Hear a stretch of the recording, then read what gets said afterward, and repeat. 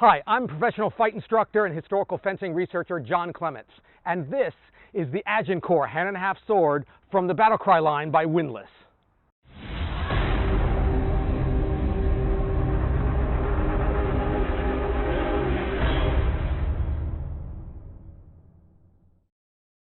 A hand-and-a-half sword was a common weapon in the early 15th century, but it was in use all the way into the early 16th century.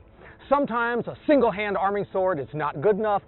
A long sword is too long, too heavy. This weapon is in between. If you're looking for a weapon of smaller proportions, of lighter weight, that's still a formidable fighting weapon, capable of cutting and thrusting and being used in all the historical techniques, look no further than a good hand-and-a-half sword.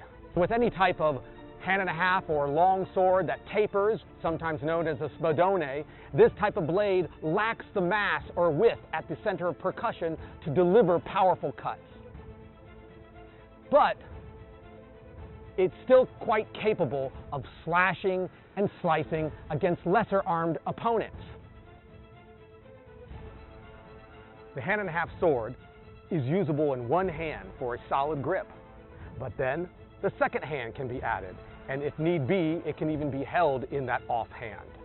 The blade can also be over-gripped, so it can be employed downwards, or almost like a short spear, especially with the second hand holding it. The half grip or belted grip is what keeps the second hand in place. The thumb is placed on the core in between the cross to guide the edge, but it also can be placed on the flat of the blade so that it supports it and helps redirect the edges, employing the back as well as the front edge. The finger can also be wrapped around the cross to give it added point control on thrusting. All of these gripping methods are used on any longsword.